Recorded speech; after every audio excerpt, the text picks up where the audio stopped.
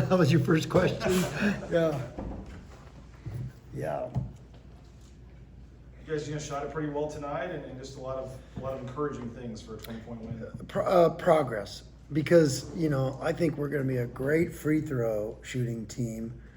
We left so many points on the board. We scored 85, and I think we missed 3 front end. That would have been 100. When you miss that many free throws, 100 without great shooting. But I was really proud of our guys because that team had. They went on a 17-1 run against Baylor. They were up 12 points in the first half against Baylor, and they had our attention because they can get it going, and you have to stop them, otherwise they're going to score a lot. And so I thought our defense got better from the last game. Our transition was better. We protected the paint a little bit better. Now, tons of room for growth. But there were some real positives. I know it's a small sample size, but do you feel like the shooters are coming on faster this year than they did last year? Well, the shooters are always good shooters. What makes a good shooter is shot selection and teammates getting them better shots. Because we got guys that'll make them if you get each other shots, and that was our emphasis tonight. And I thought we did a really nice job of that. We got good shots, and we put a lot of foul pressure on the defense. So instead of, if you settle for a bad shot against them, they turn it into points at the other end. And if you turn it over, you saw that tonight. We'd have a break, miss a lay-in, boom, 3 on the other end. You turn it over, bucket on the other end. They can run, and they can run well. So if you're running bad offense, and just jacking it, they're going to rebound and run. And by us running good offense, it gives our offense rebounding a chance too. So, I thought, 44-20 on the glass, 15 offensive rebounds, RJ Keene with 10, well, how about that? So, some really good things there.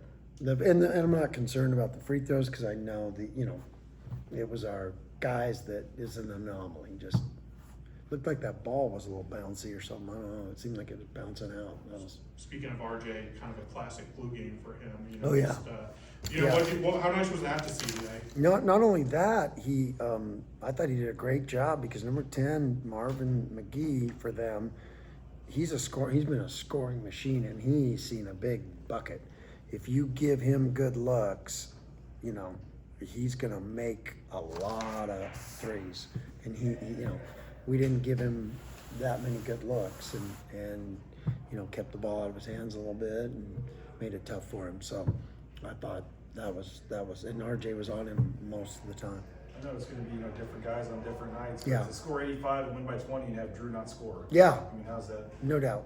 And I think with this team, and I hope to never see that again, because Drew, that's what got me so upset, because Drew was dealing with all that foul trouble last game. He was ready to have and I think it messed with him that first, the guy has the ball and the defender just runs into him, it's not legal to just run into an offensive player with the ball.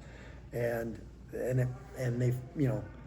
they pinned the foul on him right away, and that's what had me so upset. And, because it set a tone a little bit in Drew's mind, but now I got to get him right to be able to play through that, and that's why he's here, and he won't have another game like that. Was that your earliest tech in a game? It's got to be the earliest tech unless you report your starters wrong. I don't know how it could be quicker. So. You mentioned rebounding. Specifically, they only had 4 offensive rebounds. Yeah. How much of that is just a mindset for your kids to just close out on the glass, and a good defensive possession isn't over until you get the rebound? It's the foundation of our program, and it wins us a lot of games. And these guys, we're becoming it's one of the best things we're doing right now. Now if we get those other things up to our, the speed of what our rebounding is, then we got a chance to be a really good team. How do you like Andrew Meadows' start to the season? It's not just tonight, but his first few games. He's doing some great stuff. I'm getting used to the no goggles, and I think it's helping him. You know, he's just seems like a more rounded basketball player. 21 points off 12 shots. Again, he missed 2 free throws, which he never does. You know, he won't miss any. 3 assists, 5 rebounds. Pretty, you know, he drew 3 fouls.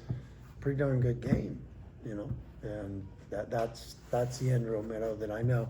And I want to say too, Peanut, you know, he's been fighting to get things going. Guys go through stuff, and guys go through, they have a lot going on, and ups and downs of college kids. And Peanut's a heck of a player. The game comes easy to him, so sometimes it, you know, like looks like he's not playing hard enough and he's not scrappy enough. That's what he has to control. He doesn't have to worry about his offensive stuff. That comes easy. He needs to rebound tough and guard really hard, because he can do all that. You know, like rebounding is a foundation of what we do. He got a nice rebound and he let somebody just take it from him. Okay, that's not what we do. We hold it and squeeze it, and he knows that. And so I was really happy that we got to see the Peanut that I know he's going to be. And again, we get that. My goal as a coach, you get all of these guys clicking together where we're all hungry dogs. We don't take a possession off, and we're going to be, you know, got a chance to be really good. So Javen kind of scoring from all 3 levels tonight. Yeah. I know that first game was a tough one for him, but these last 2, it Yeah. seems like he's kind of Because he's such a high character, total package guy, that he showed up the right way, responded the right way, led his team the right way, and he just, you know, he just started grinding again, and instead of overthinking. And that's, you know, I wasn't at all worried about Javen. That was a tough night for him that first night, but you know, he gets 15 and 7, 3 assists, 2 steals, had some good blocks, all those, you know, he impacts the game in a lot of different ways. With Andrew last year, no matter who was scoring, who wasn't, you could almost always rely on Tyson. Can Andrew be that guy for you guys this year? Yeah, I think we have a lot of guys that can, you know, and that's what I'm striving for, is that the consistency every night, you know, so I know what each guy's going to bring every night. And, you know, that's what our program does well, because the consistency comes with your approach, your energy, your effort right here. Not up and down and up, and, you know, I got to teach these guys right there. And so, you know, some guys are new to the program, they're still learning that. So when we get everybody just that way, you know, workmanlike and just sawing wood, then and doing their job so hard, then we're going to get a lot better. You guys closed well too. I mean, you're only up, I think, Yeah. 9 or 10 with like 7 minutes left to kind of, you know, put the foot down. Yeah, that was good, because that's, like I said, that's a scary team. All of a sudden, you turn the ball over, whack, whack, whack, 3. You know, they have games where they always have big scoring runs, and I think we did a pretty good job of not allowing a bunch of scoring runs for them. We made them have to, you know, if this was a football game and you analyze time of possession, I think, you know, we doubled them, or you know, had a lot more minutes with the ball, and I think that a team like that, I think that can sometimes frustrate them. At the end of non-conference play, what do you want the team looking like? Well, the biggest thing that jumps out at me is our defense. Our defense has to be able to impact the game in a big, big way, you know, because we have shot makers, and, you know, like I said, we missed a ton of free throws tonight and had 85. So, you know, we're not going to let our thumb off anything, our rebounding, but our defense has to get to the level of this program, and the level of, and we can, you know, because we've got quickness, we got size, we got, you know, physicality that we have to make more consistent. Our technique has to get more consistent, you know, because we're fouling a little too much, but in the wrong ways. So, you know, all the early season things that we have to get better at. When you talk about those early season things, just curious, how much does it help having a lot of these games at home, to have to work those things out, not having to go through the rigors of travel early on? Huge. Does that make it easier to just iron the kinks out? It's before you go out? huge, because you get better practices at home, you get better film analysis, you get, you know, so it's really big, no doubt. It's, you know, and the good thing is we played a scrimmage away, so we've had a little experience with that. We played downtown, you know, that's why we wanted to do that in the preseason like that. But this is important, especially with what's ahead. Did they show up? And what's ahead Saturday is a really good team, you know. Did Did they show up in the wrong color uniforms or what? Yeah, that was awkward. Yeah, yeah, that was weird. You know, they have orange ones, but I guess they weren't washed. So did you guys consider changing, or you just decided to stick with what you had, you didn't care? Well, sometimes these guys in summer they don't even play shirts and skins, and they don't. Maybe that's why we had 20 turnovers. We were having trouble seeing the color, because that bugged me, actually, you know.